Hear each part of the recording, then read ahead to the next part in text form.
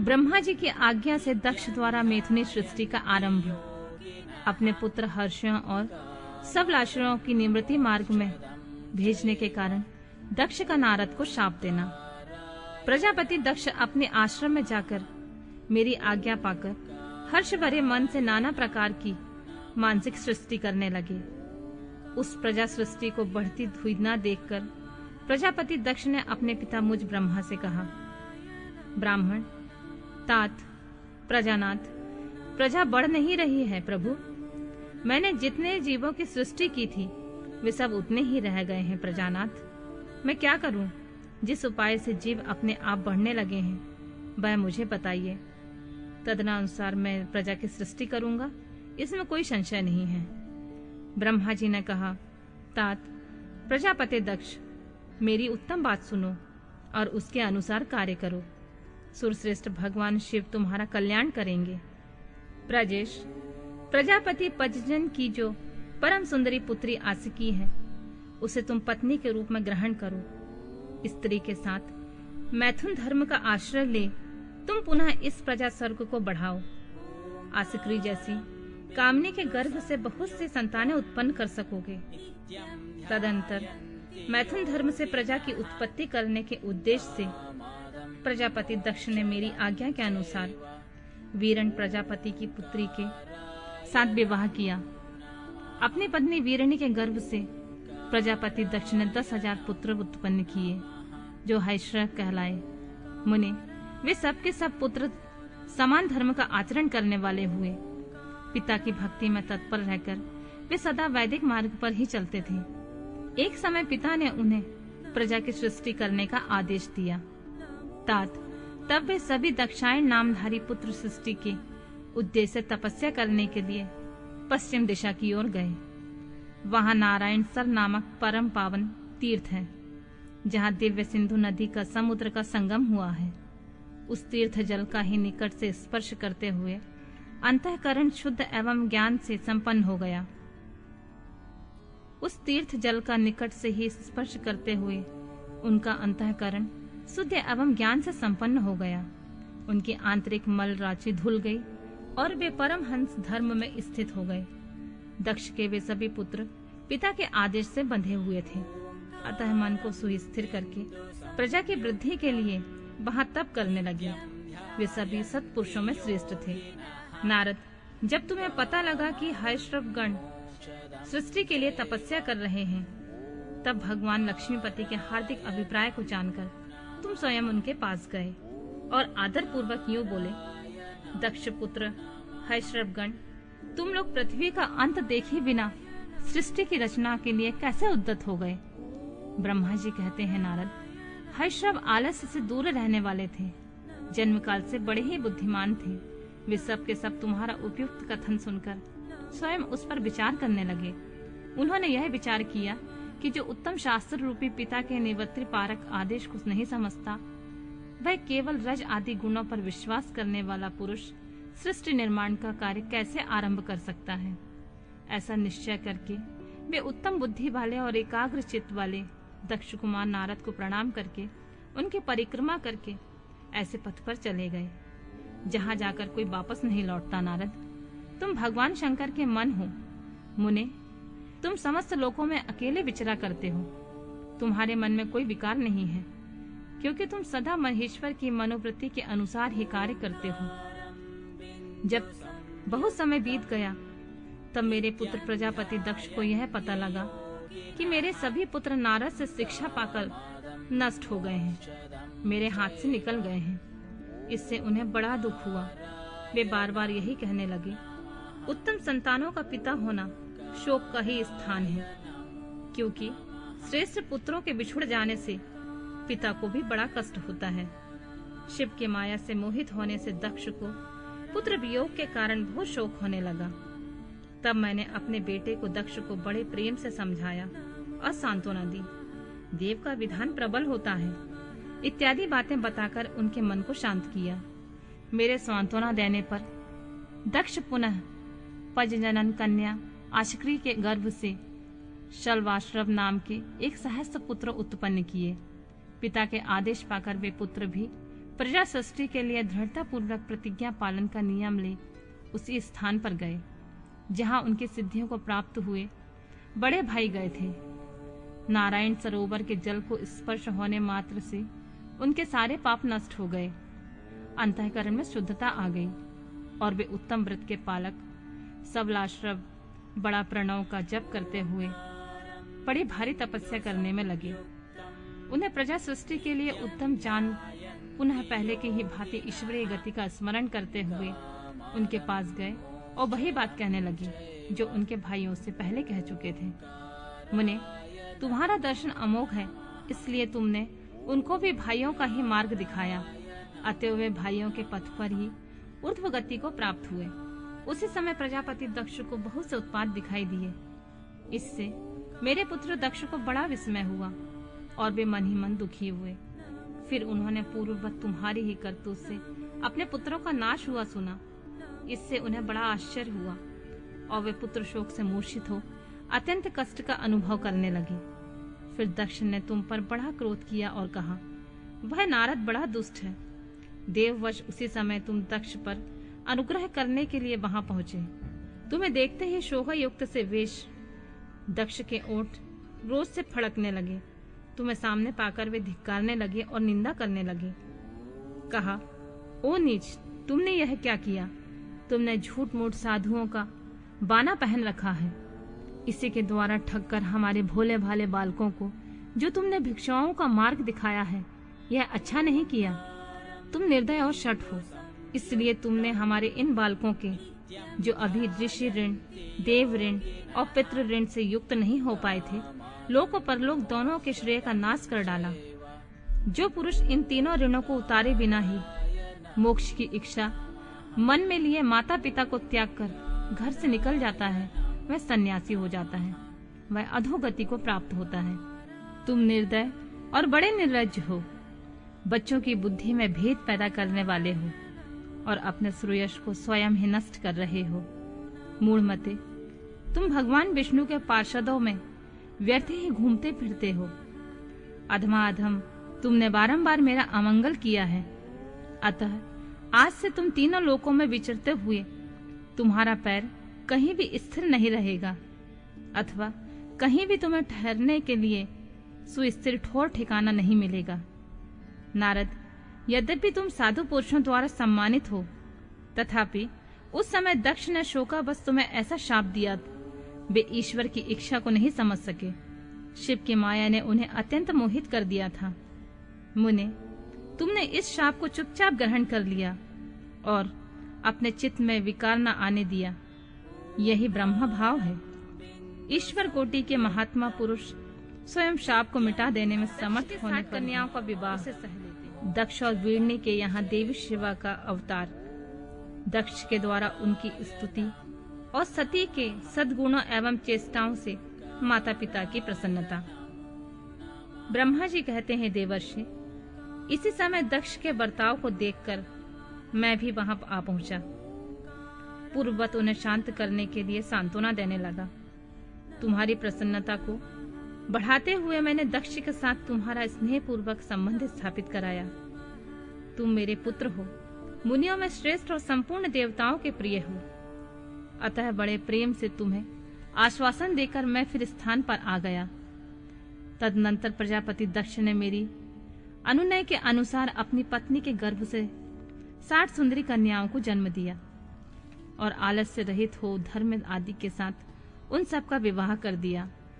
मुनीश्वर, मैं उसी प्रसंग को बड़े प्रेम के साथ कह रहा हूँ, तो सुनो। मुने, दक्ष ने अपनी 10 कन्याएं विधि पूर्वक धर्म को ब्याह दी, 13 कन्याएं कश्यप मुनि को दे दी, 27 कन्याओं का विवाह चंद्रमा के साथ कर दिया। भूत या ब्रह्मपुत्र अंगिरा और कुशाब्र को उन्होंने 2-2 कन्याएं दी। शेष 4 कन्याओं का विवाह अरिष्टनेमि के साथ कर दिया। इन सब के संतान परंपराओं से 3 लोग भरे पड़े हैं, अतः विस्तार भय से उनका वर्णन नहीं किया जा सकता। कुछ लोग शिवा या सती को दक्ष की ज्येष्ठ पुत्री बताते हैं, दूसरे लोग उसे मंजली पुत्री कहते हैं, तथा कुछ लोग उन्हें सबसे छोटी पुत्री मानते हैं। कल्प भेद से ये तीनों मत ठीक हैं।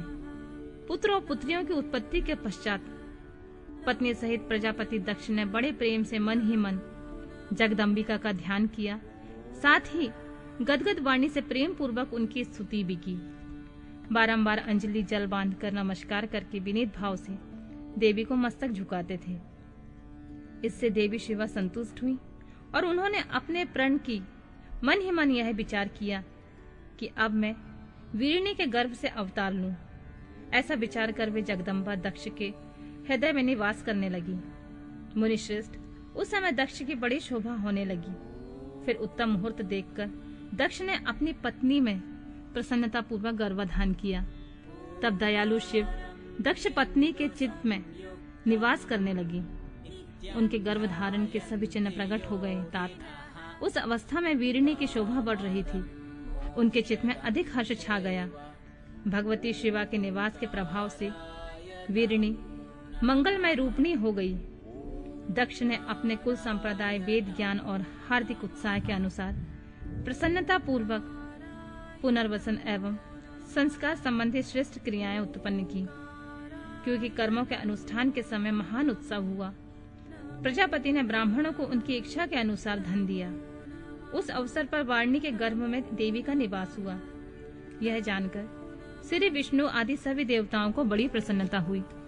उन सब ने वहां आकर जगदम्बा का स्तवन किया और समस्त लोगों का उपकार करने वाली देवी शिवा को बारंबार प्रणाम किया। वे सब देवता प्रसन्नचित्त हो दक्ष प्रजापति तथा वीरिणी को भूरी भूरी प्रशंसा करके अपने अपने स्थान को लौट गए। नारद जब 9 महीने बीत गए तब लौलिक गति का निर्वाह कराकर 10वें महीने में पूर्ण होने पर चंद्रमा आदि ग्रहों तथा ताराओं की अनुकूलता से युक्त सुखद मुहूर्त में देवी शिवा शीघ्र ही अपनी माता के सामने प्रकट हुई। उनके अवतार लेते ही प्रजापति दक्ष बड़े प्रसन्न हुए। उन्हें अपने महान तेज से दीप्तमान देखकर उनके मन में यह विश्वास हो गया कि वे साक्षात शिवा देवी ही मेरी पुत्री के रूप में प्रकट हुई हैं। उस समय आकाश से फूलों की वर्षा होने लगी और मेघ जल बरसाने लगे। मुनीश्वर, सती के जन्म लेते ही संपूर्ण दिशाओं में तत्काल शांति छा गई।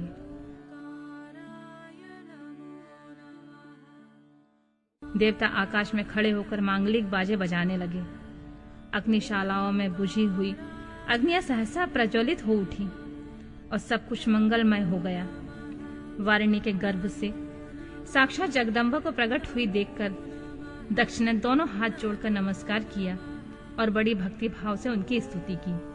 बुद्धिमान दक्ष की स्तुति करने पर जगत माता शिवा उसी समय दक्ष से इस प्रकार बोली, जिससे माता वारिणी न सुन सके।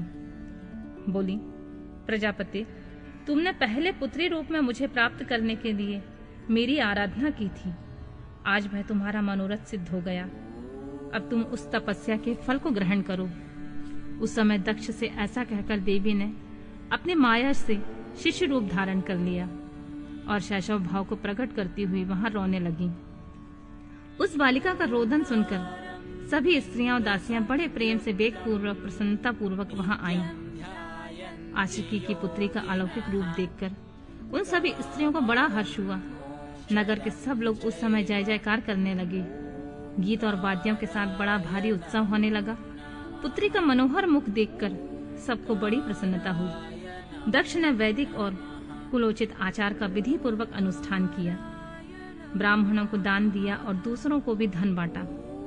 सब और यथोचित गान और नृत्य होने लगे। भली भांति मंगल कृत्यों के साथ बहुत से बाजे बजने लगे। उस समय दक्ष ने समस्त गुणों की सत्ता से प्रशंसित होने वाली अपनी उस पुत्री का नाम प्रसन्नता पूर्वक उमा रखा। तदनंतर संसार में लोगों की ओर से उसके और भी नाम प्रचलित किए गए, जो सबके सब महान मंगलदायक तथा विशेषतः समस्त दुखों का नाश करने वाले हैं। वीरिणी और महात्मा दक्ष अपनी पुत्री का पालन करने लगे तथा वह शुक्ल पक्ष की चंद्रमा के समान दिनों दिन बढ़ने लगी।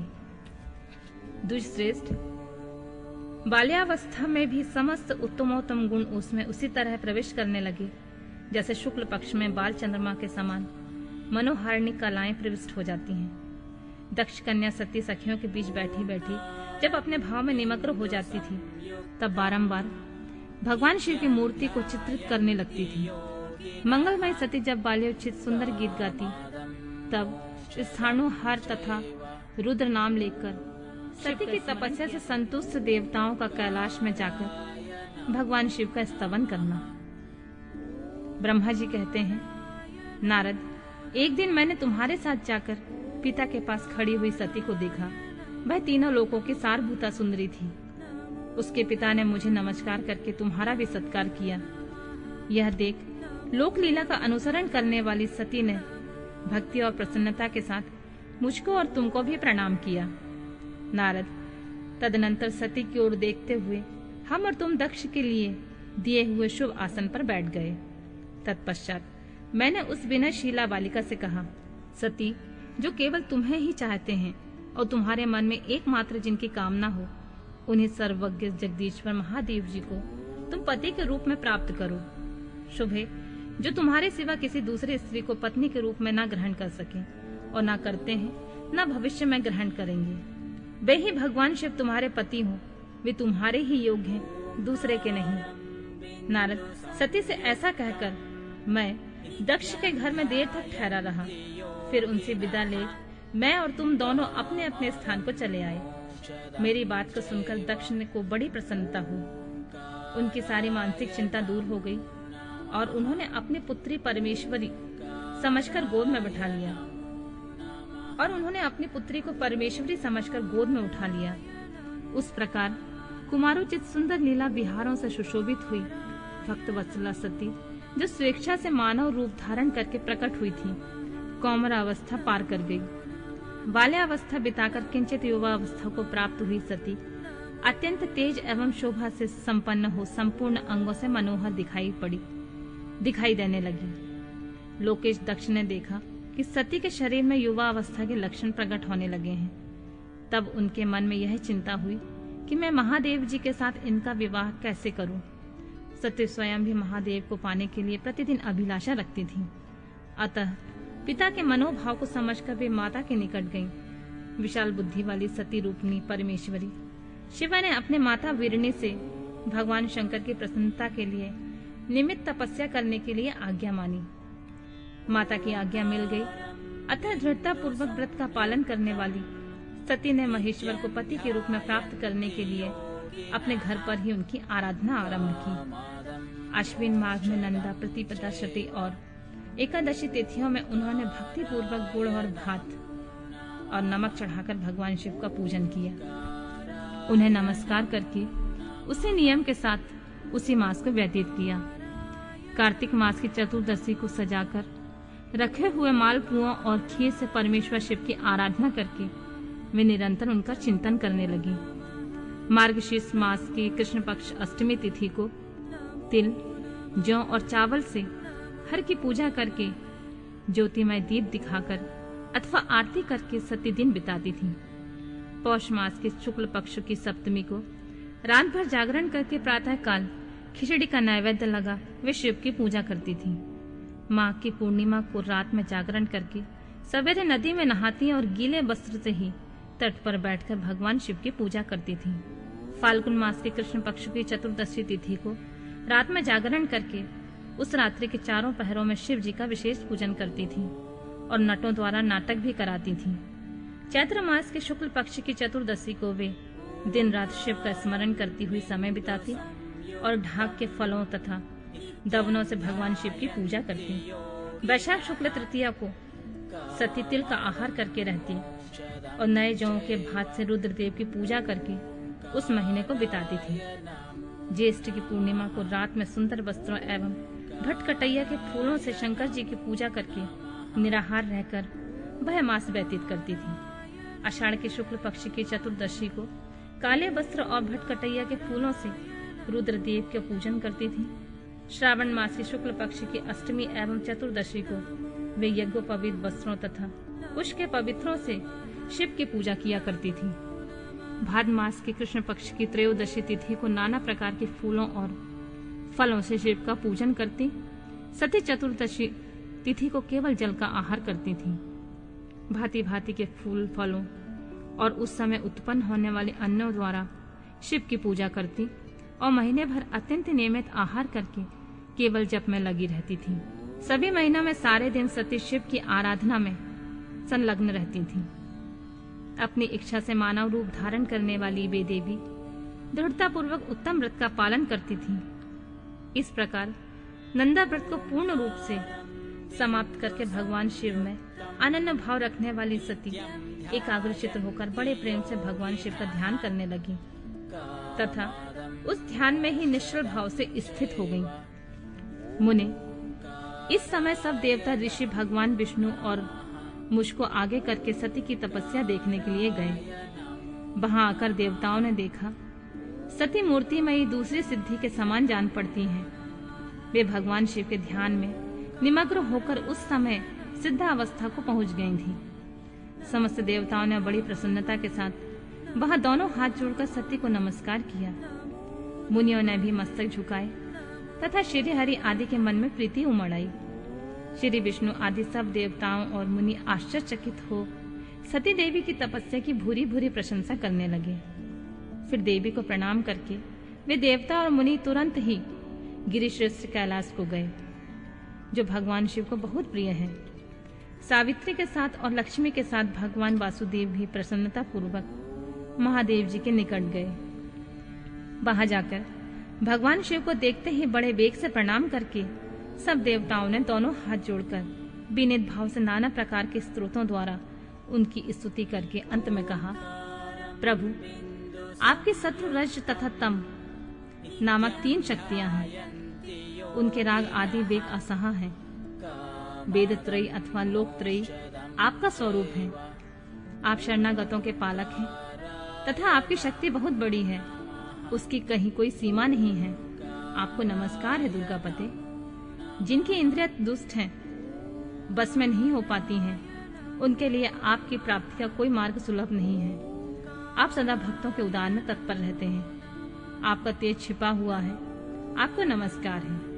आपकी माया शक्ति रूपा जो अहम बुद्धि है, उसकी आत्मा का स्वरूप ढक गया है। अतएव यह मूढ़ बुद्धि जीव अपने स्वरूप को नहीं जान पाता है। आपकी महिमा का पार पाना अत्यंत कठिन है।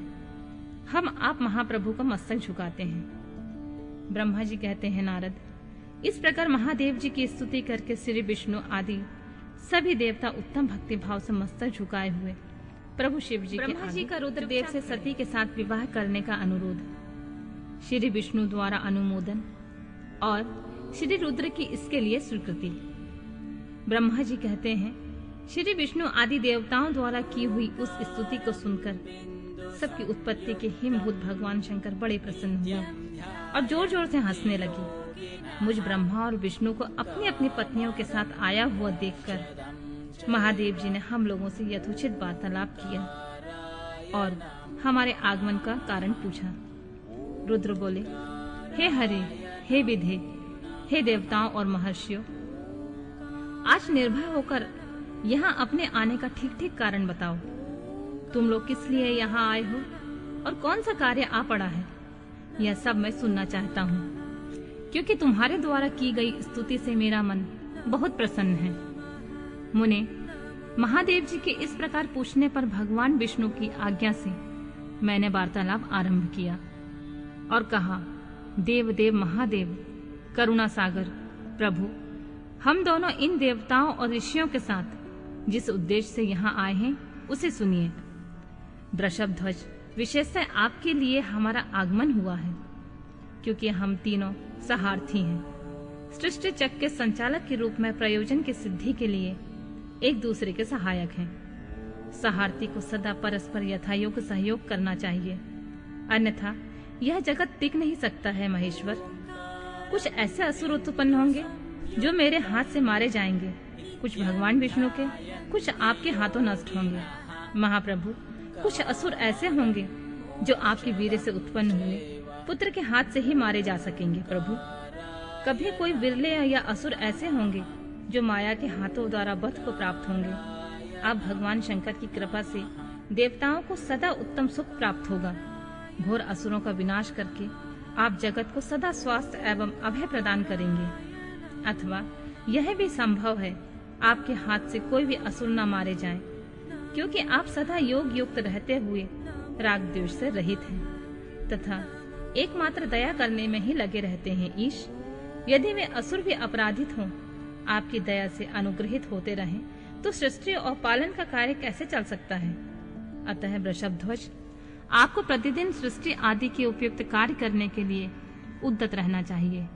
यदि सृष्टि पालन और संहार रूप कर्म न करने हो, तब तो हम माया से जो भिन्न भिन्न शरीर धारण किए हैं, उनकी कोई उपयोगिता अथवा औचित्य नहीं है। वास्तव में हम तीनों एक ही हैं, कार्य के भेद से भिन्न भिन्न देह धारण करके स्थित हैं। यदि कार्य भेद न सिद्ध हो, तब तो हमारे रूप भेद का कोई प्रयोजन ही नहीं है। देव, एक ही परमात्मा महेश्वर 3 स्वरूपों में अभिव्यक्त हुए हैं। इस रूप भेद से उनकी अपनी माया ही कारण है। वास्तव में प्रभु स्वतंत्र हैं। वे लीला के उद्देश्य से ही सृष्टि आदि का कार्य करते हैं। भगवान श्री उनके बाएं अंग से प्रकट हुए, मैं ब्रह्मा उनके दाएं अंग से प्रकट हुआ हूँ, और आप रुद्रदेव उन सदा शिव के हृदय से अभिभूत हुए हैं। अतः आप ही शिव के परिपूर्ण रूप हैं। प्रभु, इस प्रकार अभिन्न रूप होते हुए भी हम तीनों रूपों में प्रकट हैं। सनातन देव, हम तीनों उन्हीं भगवान सदाशिव और शिवा के पुत्र हैं। इस यथार्थ तत्व का आप हृदय से अनुभव कीजिए। प्रभु, मैं और श्री विष्णु आपके आदेशों से प्रसन्नता पूर्वक लोक की सृष्टि और पालन के कार्य कर रहे हैं। अतः कार्य कारणवश सपत्नीक हो गए हैं। अतः आप भी विश्व हित के लिए देवताओं को सुख पहुंचाने के लिए एक परम सुंदरी रमणी को अपनी पत्नी बनाने के लिए ग्रहण करें। महेश्वर, एक बात और है, उसे सुनिए। मुझे पहले के वृतांत का स्मरण हो आया है। पूर्व काल में आपने ही शिव रूप में जो बात हमारे सामने कही थी, वही इस समय सुना रहा हूँ।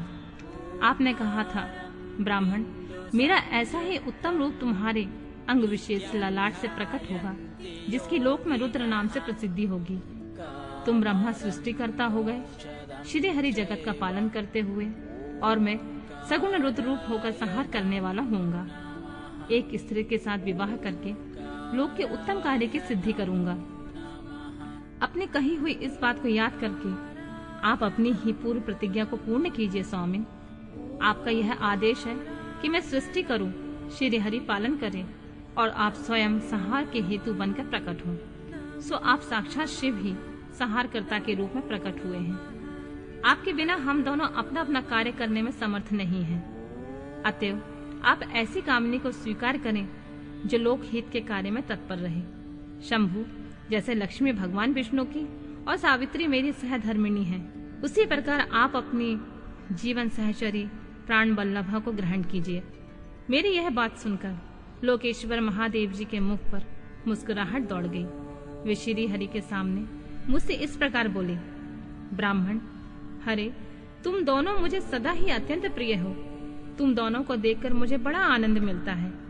तुम लोग समस्त देवताओं में श्रेष्ठ तथा त्रिलोकी के स्वामी हो। लोक हित के कार्य से मन लगाए रखने वाले तुम दोनों का वचन मेरी दृष्टि से अत्यंत गौरवपूर्ण है। किंतु सुरश्रेष्ठ गण, मेरे लिए विवाह करना उचित नहीं होगा, क्योंकि मैं तपस्या में संलग्न रहकर सदा संसार से विरक्त रहता हूँ, और योगी के रूप में मेरी प्रसिद्धि है, जो निवृत्ति में सुंदर मार्ग पर स्थित है। अपनी आत्मा में ही स्मरण करता आनंद मानता हूँ। निरंजन है, जिसका शरीर अवभूत हो, जो ज्ञानी आत्मदर्शी और कामनाओं से शून्य है, जिसके मन में कोई विकार नहीं है, जो भोगों से दूर रहता है, तथा जो सदा अपवित्र और अमंगल वेशधारी है। उस संसार से कामनी से क्या प्रयोजन है? यह इस समय मुझे बताओ तो सही। मुझे और सदा केवल योग में लगे रहने पर भी आनंद आता है। ज्ञानहीन पुरुष ही यह ज्ञान को छोड़कर भोग को अधिक महत्व देता है। संसार में विवाह करना पराये बंधन में बंधना है। इससे बहुत बड़ा बंधन समझना चाहिए। इसलिए मैं सत्य सत्य कहता हूँ, विवाह के लिए मेरे मन में थोड़ी सी भी अभिरुचि नहीं है। आत्मा ही अपना उत्तम अर्थ अथवा स्वार्थ है। उसका भली भांति चिंतन करने के कारण मेरी लौकिक स्वार्थ में प्रवृत्ति नहीं है, तथा फिर जगत के हित के लिए तुमने जो कहा है उसे करूंगा। तुम्हारे वचन को गरिष्ठ मानकर अथवा अपनी कही हुई बात को पूर्ण करने के लिए मैं अवश्य विवाह करूंगा, क्योंकि मैं सदा भक्तों के वश में रहता हूँ। परंतु मैं जैसी नारी को प्रिय पत्नी के रूप में ग्रहण करूंगा, जैसी शर्त के साथ करूंगा उसे सुनो। हरे ब्राह्मण, मैं जो कुछ कहता हूँ वह सर्वथा उचित है। जो नारी मेरे तेज को विभाग पूर्वक ग्रहण कर सके, जियोगिनी तथा इच्छानुसार रूप धारण करने वाली हो, उसी को तुम पत्नी बनाने के लिए मुझे बताओ। जब मैं योग में तत्पर रहूं तब उसे भी योगिनी बनकर रहना होगा। तब मैं काम सक्त हूँ तब उसे कामनी के रूप में मेरे पास रहना होगा। वेद वेता विद्वान जिसे अविनाशी बतलाते हैं, उन ज्योति स्वरूप सनातन शिव का मैं सदा चिंतन करता हूँ और करता रहूंगा। ब्राह्मण, उन सदा शिव के चिंतन में जब मैं लगा हूँ तभी उस भामिनी के साथ समागम कर सकता हूँ। जो मेरे शिव चिंतन में विघ्न डालने वाली होगी वह जीवित नहीं रह सकती। उसे अपने जीवन से हाथ धोना पड़ेगा। तुम विष्णु और मैं तीनों ही ब्रह्मा स्वरूप शिव के अंशभूत हैं। अतः महाभागगण, हमारे लिए उनका निरंतर चिंतन करना ही उचित है। कमलासन, उनके चिंतन के लिए मैं बिना विवाह के ही रह लूंगा, किंतु उनका चिंतन छोड़कर विवाह नहीं करूंगा। अतः तुम मुझे ऐसी पत्नी प्रदान करो जो सदा मेरे कर्म के अनुकूल चल सके। ब्राह्मण, उससे भी मेरी एक और शर्त है, उसे भी तुम सुनो। यदि उस स्त्री का मुझ पर और मेरे वचनों पर अविश्वास होगा तो मैं उसे त्याग दूंगा। उनकी यह बात सुनकर मैंने और श्री हरि ने मंद मुस्कान के साथ मन ही मन प्रसन्नता का अनुभव किया। फिर मैं विनम्र भाव से होकर बोला, नाथ, महेश्वर, प्रभु, आपने जैसे नारी की खोज आरंभ की है, वैसे ही स्त्री के विषय में मैं आपको प्रसन्नता पूर्वक कह रहा हूँ। साक्षात सदाशिव की धर्म पत्नी जो उमा है, वे ही जगत का कार्य सिद्ध करने के लिए भिन्न भिन्न रूप में प्रकट हुई हैं। प्रभु, सरस्वती और लक्ष्मी, ये दो रूप धारण करके वे पहले ही यहाँ आ चुकी हैं। इनमें लक्ष्मी तो श्री विष्णु की प्राण वल्लभा हो गई हैं और सरस्वती मेरी अब हमारे लिए तीसरा रूप धारण करके प्रकट हुई हैं। प्रभु, लोकहित का कार्य करने की इच्छा रखने वाली देवी दक्ष पुत्री के रूप में अवतीर्ण हुई हैं। उनका नाम है सती। सती ही ऐसी भार्या हो सकती हैं जो सदा आपके लिए हितकारिणी हो।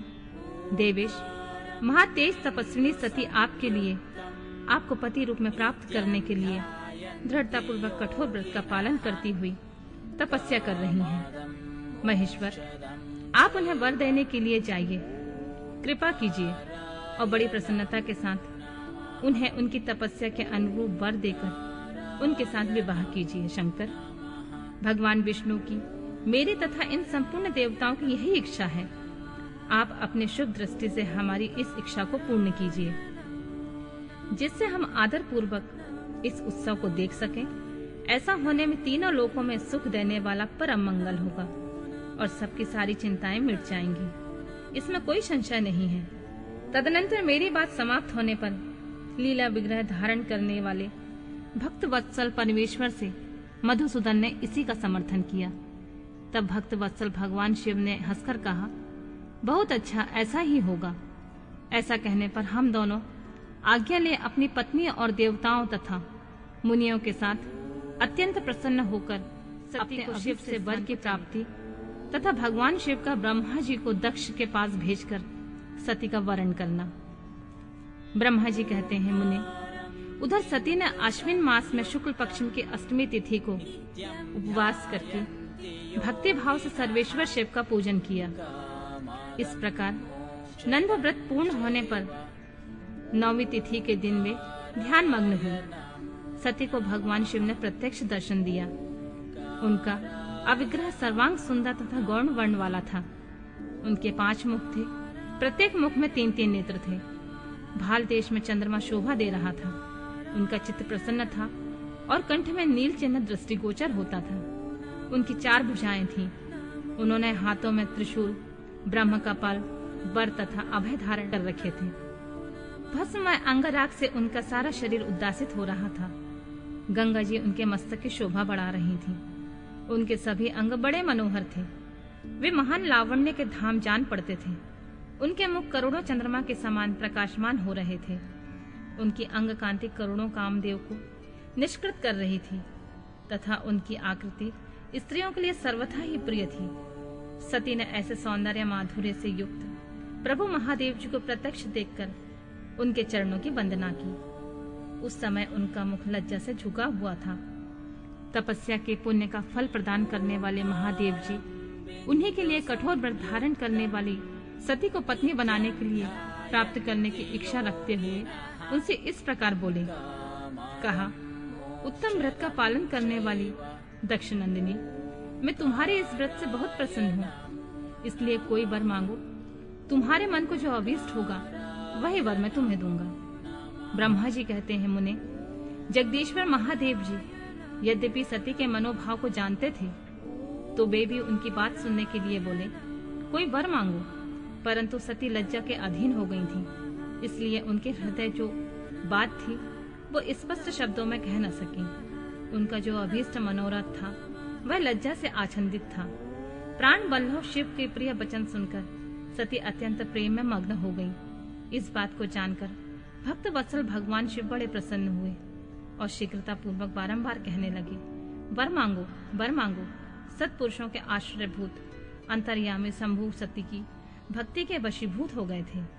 तब सती ने अपनी लज्जा को रोककर महादेव जी से कहा, वर देने वाले प्रभु, मुझे मेरी इच्छा के अनुसार ऐसा वर दीजिए जो टल न सके। भक्त वत्सल भगवान शंकर ने देखा सती अपनी बात पूरी नहीं कह पा रही हैं। तब वे स्वयं ही उनसे बोले, देवी, तुम मेरी भार्या हो जाओ। अपने अभिष्ट फल को प्रकट करने वाले उनके इस वचनों को सुनकर आनंद मग्न हुई सती चुपचाप खड़ी रह गई, क्योंकि मनोवांछित फल पा चुकी थी। फिर दक्ष कन्या प्रसन्न हो अपने दोनों हाथ जोड़कर मस्तक झुकाकर भक्त वत्सल शिव से बारंबार कहने लगी, देवादिदेव महादेव, प्रभु जगतपति, आप मेरे पिता को कहकर वैवाहिक विधि से मेरा पारिग्रहण करें।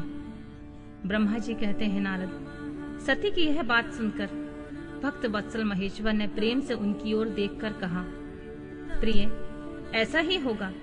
तब दक्ष कन्या सती भी भगवान शिव को प्रणाम करके भक्ति पूर्वक विदा मांगी। जाने की आज्ञा प्राप्त करके मोह और आनंद से युक्त माता के पास लौट गईं। इधर भगवान शिव भी हिमालय पर अपने आश्रम में प्रवेश करके दक्ष कन्या सती के वियोग में कुछ कष्ट का अनुभव करते हुए उन्हीं का चिंतन करने लगे।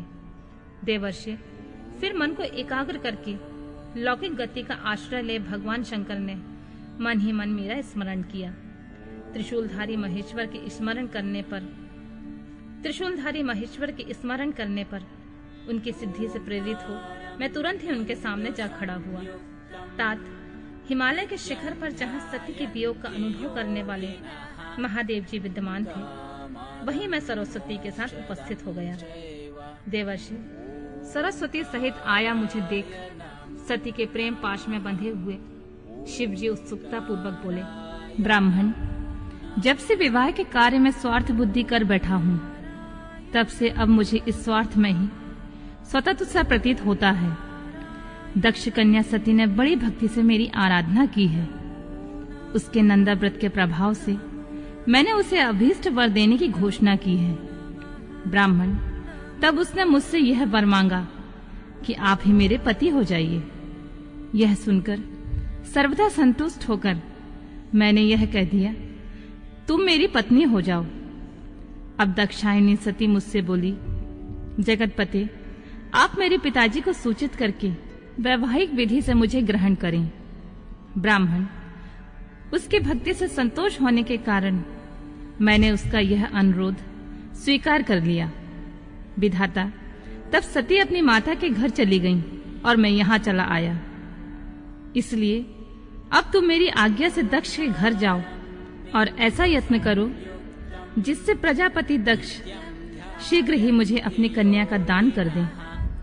उनके इस प्रकार आज्ञा देने पर मैं कृतकृत हो और प्रसन्न हो गया तथा उन भक्त वत्सल विश्वनाथ से इस प्रकार बोला, भगवान शंभु, आपने जो कुछ कहा है उस पर भली भांति विचार करके हम लोगों ने पहले ही उसे सुनिश्चित कर दिया है।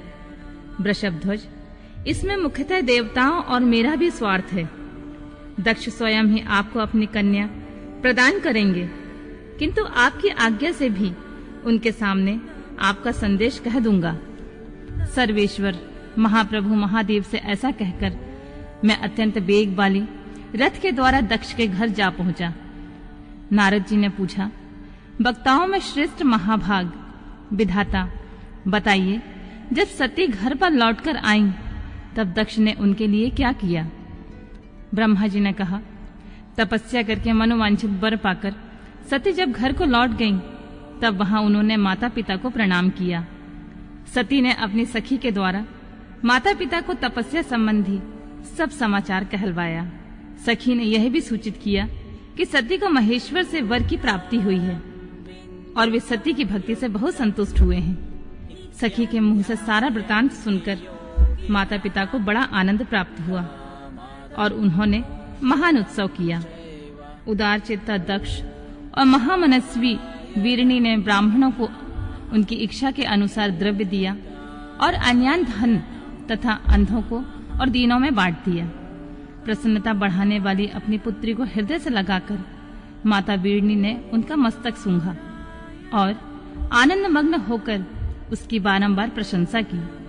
तदनंतर कुछ काल व्यतीत होने पर धर्मज्ञों में श्रेष्ठ दक्ष इस चिंता में पड़े कि मैं अपनी पुत्री का विवाह भगवान शंकर के साथ किस तरह करूं।